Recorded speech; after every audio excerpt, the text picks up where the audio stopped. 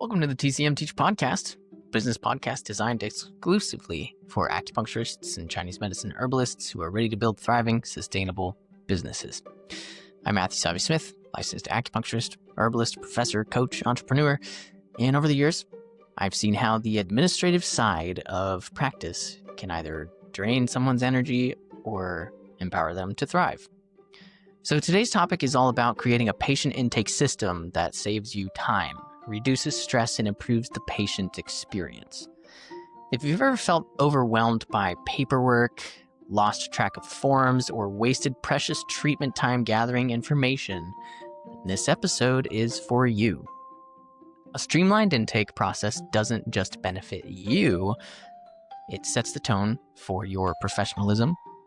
It builds patient trust and ensures your practice safe and make sure you're practicing safely and efficiently. So we're going to dive in right after my disclaimer. Please remember, I am simply a practitioner here to support you on your journey.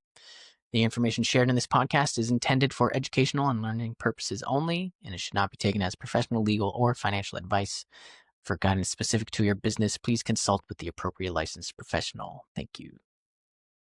So why does your intake matter? Why does the intake system matter? Intake is your first energetic exchange with patients. It communicates your professionalism before your treatment begins. So disorganized intake is going to create confusion, wasted time, and it can raise red flags because you could be missing something, and the last thing you want is negligence. A disorganized intake is not setting the tone very well. So if we have a clear intake, we can have a smoother flow, we can have better compliance and stronger patient trust, and we can avoid those red flags if it were disorganized. So think of this as protecting your time and your energy because you're also going to be efficient. A good intake system is going to create efficiency and confidence for both practitioner and patient. Good rapport speaks volumes in a clinic. So what are some core components of a strong intake system? My hope is that for many of you, this is a review, but sometimes the transition from school to the professional world, or if you've been in the profession for a long time and need to update some things, then listen up. Patient information and contact details, including name, date of birth, phone, email, emergency contact, and maintaining HIPAA-compliant storage. And we've talked about that in previous episodes. If you aren't up to date on that, go back. Medical and TCM history, Western medical history, so conditions, medications, allergies, surgeries, and obviously your TCM intake with the 10 questions. So we talk about things like sleep, digestion, energy, cycles, emotional health, etc., etc. So you want to make sure you have your informed consent in legal forms. We've talked about that previously as well. Risks, benefits, and confidentiality. And make sure your scope of practice and treatment consent are in there as well. And make sure your scope of practice aligns with the state that you're practicing in. If you move, make sure you update the scope of practice. It could be different or nuanced, whatever it may be. So don't miss that. Policies and agreements, cancellation, payment, refund, telehealth policies. Just set the boundaries ahead of time and don't compromise on them because you're protecting yourself. Protect yourself, please. Insurance or payment info, if applicable. Copies of insurance cards. If you're taking insurance, yeah, you need a copy of the insurance card. And clear payment expectations up front. Something I would do if I were you is payment info, keep a credit card on file from the patient too. That's how you charge for things like no-shows or something. That way you don't get screwed if they don't show up. We've talked about that before. Okay, moving on. Systems and tools to save you time. Please know I'm not endorsed by any of these, at least at this time. So digital intake platforms like Jane, Unified Practice, AccuSimple, Simple Practice. What can I think of? There's actually a bunch of them. Anyway, choose whichever one works for you if you're going EHR or if EHR is required in your state. Just make sure secure, HIPAA compliant, and integrated scheduling and documentation. Just keep it all nice in a nice package with a bow on top. That way you have nothing to worry about. So patients must complete the forms before arriving, and it's going to save you already 15 to 20 minutes per session. I kid you not. I have had patients who came in and they were like, oh, I didn't do the paperwork yet. I'm like, all right, well, if you want your appointment, you're going to fill it out now. And if it takes too long, I'm going to keep charging you if you're taking my time. So I remember an example. There was a day I wasn't that busy and I had a new patient come in. And I knew them previously just in passing outside of practice. And they were like, I didn't do the paperwork. I could do it now, though. Okay. Well, your treatment's going to be shorter, just so you know, but like, read my policies and everything. So between the paperwork and the treatment, it took 2 hours. So I told them, I said, hey, if you want your treatment, I'm going to have to charge you. So I charged them for 2 hours instead of 1 hour, which was typical for me at the time. So if they don't do the paperwork, here's a way to get around this. If you do paper, it's hard to get by ahead of time because you'll know if you receive the paperwork or not. And they can't just pull it up on their phone. So make sure you have files available. You could take them at a later time in the day if they come to the clinic, fill it out, blah, blah, blah.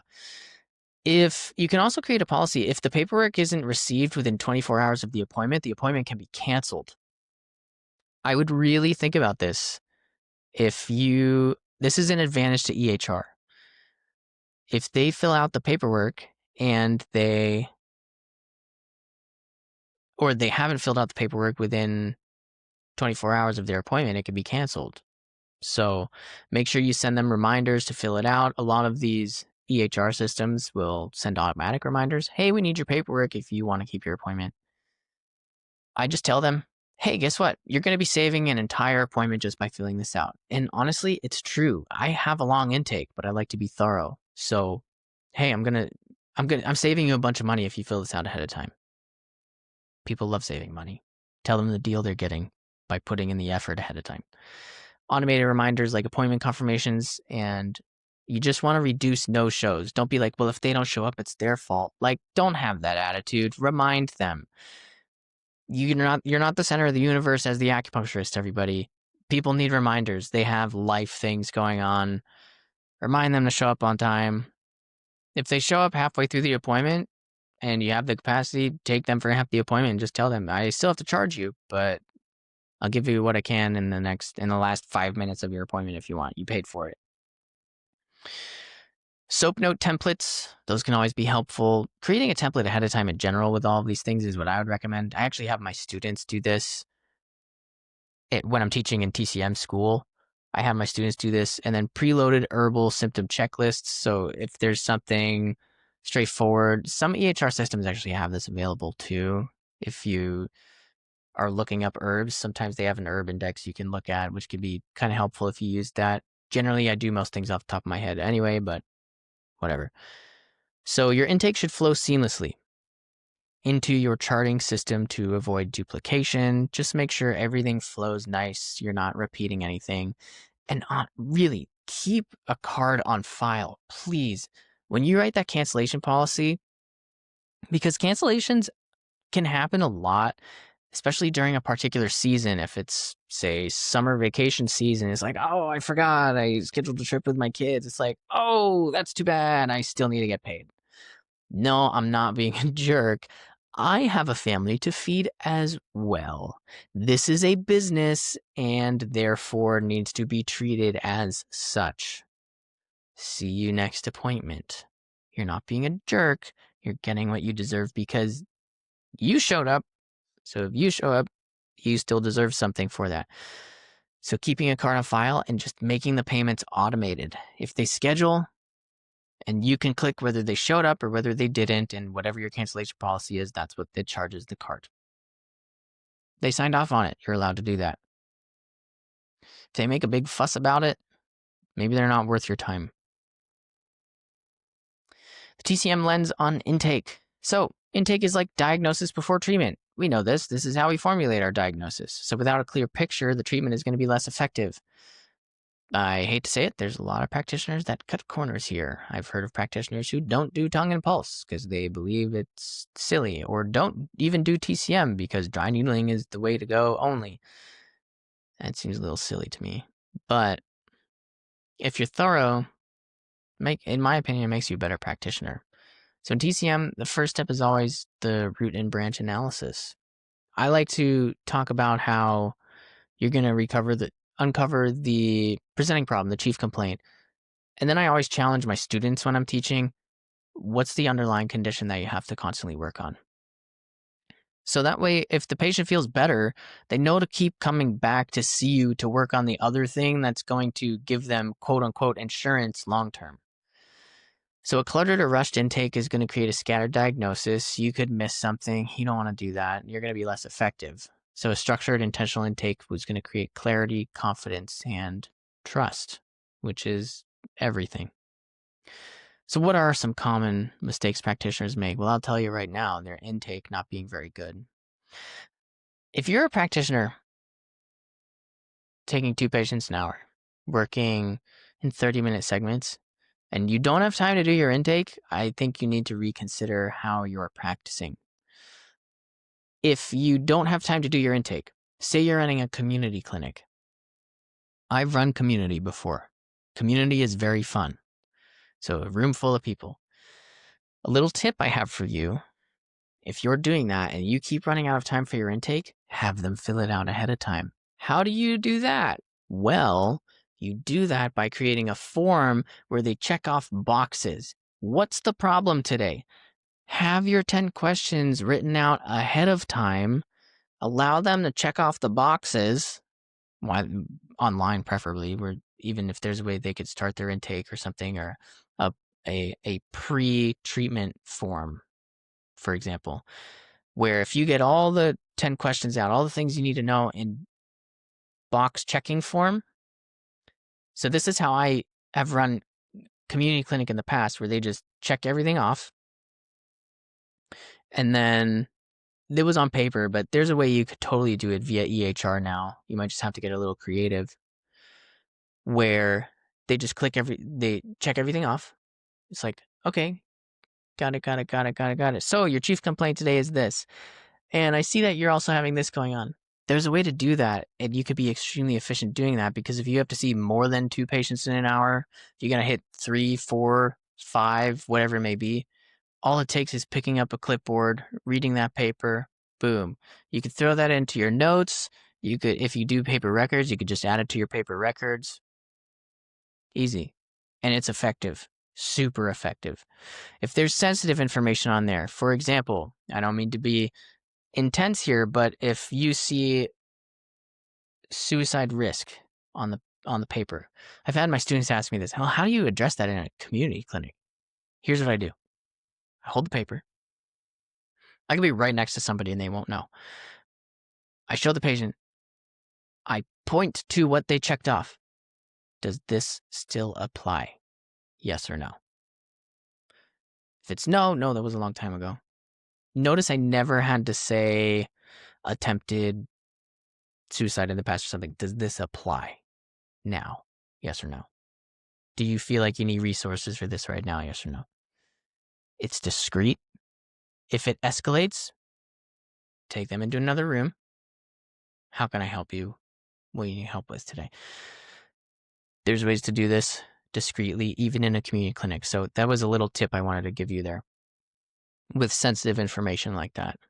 So collecting too little info, missing red flags, contraindications, allergies, well, that's negligence. That's a problem.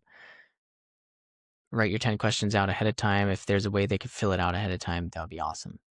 Collecting too much up front could be overwhelming to the patient. Yes, it could be. My advice would be put it in your intake forms instead of your intake appointment. I know a lot of practitioners like to do a longer initial intake. I would argue that I always got around that by having more detailed initial paperwork for them to fill out. So that way I could look. Okay, tongue pulse, yeah. So this. Cool, let's go. It's a good way to be efficient. Not updating intake forms regularly. If you have outdated medical or legal compliance, just make sure you run a self-audit on your forms. Keeping everything on paper, yeah, it could be wasted time, higher risk of lost records. If you can copy and paste from the previous week where most things are the same or you just have to tweak a couple things, you're saving so much time. So keep that in mind. Forgetting the energetic tone. Intake feels clinical and not healing.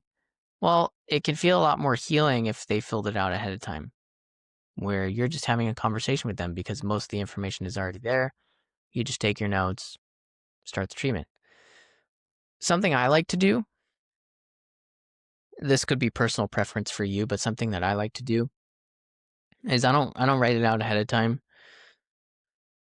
I'll do palpation, tongue pulse, blood pressure, I'll write down those things, but all the point prescriptions and everything, that's after I actually do it for the patient.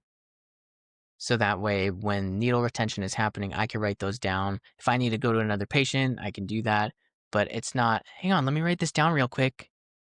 It's not like in school where you have to go to, I assume your school was like this. A lot of schools are like this, where you present your points to the instructor and whatever. It's like, you're a professional now. You could be more efficient. There's so many ways to save time. So audit your current intake process. Where are you losing time? So these are some practical steps you can apply from now. Decide what can be digitized or automated.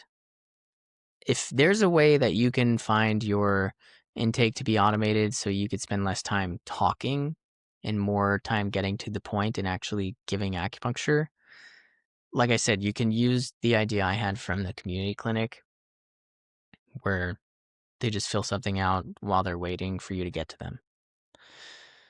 Review your informed consent and legal forms and make sure they're up to date. Create a pre-intake email flow that welcomes patients and explains what to expect. So letting them know ahead of time. Automated texts can be great too. I've definitely done that before. Test your new system with 2 to 3 patients and gather feedback. Make sure that it was easy for them if they ran into any issues or bugs, whatever it may be, and adjust it as necessary. Then once you find a system that's flowing well, working for you, very few hiccups, standardize it for all patients moving forward. Because as soon as you can get things like text messages automated, emails automated, information automated, so much less time where you don't have to be sending out individual text messages or something. Your EHR system can really help you with that. So what is the effect of a strong intake system over time? It's going to save you time every single week. Saving time, saving energy. You can become more efficient to actually be able to see more patients even. Creates a smoother, more welcoming patient experience. Yeah, you're creating higher quality care as a result of doing that. It's going to protect you legally and ethically. That's the whole point of having these forms and having an intake. And then it's going to boost your confidence for both practitioner and patient. They're confident in the rapport you're giving them. You're confident because you have systems working for you efficiently. And it's going to reinforce your role as a CEO, not just a clinician. You are creating the system. Teach other people that system too. So I want to leave you with this. Your intake process is more than paperwork. It's the energetic and practical foundation of your practice. So by designing a system that's clear, efficient, and legally sound, you free yourself to focus on what really matters, the healing of relationship with your patients. So I've created a resource called the Clinic Intake Flow Guide, and this is going to walk you step by step through building an intake process that saves you time and elevates the patient experience. Hooray! So you're going to find that in the membership. In our next episode, we're going to be diving into building your TCM brand from scratch. So until then, thanks for tuning in to the TCM Teach podcast, and we'll see you next time. Cheers.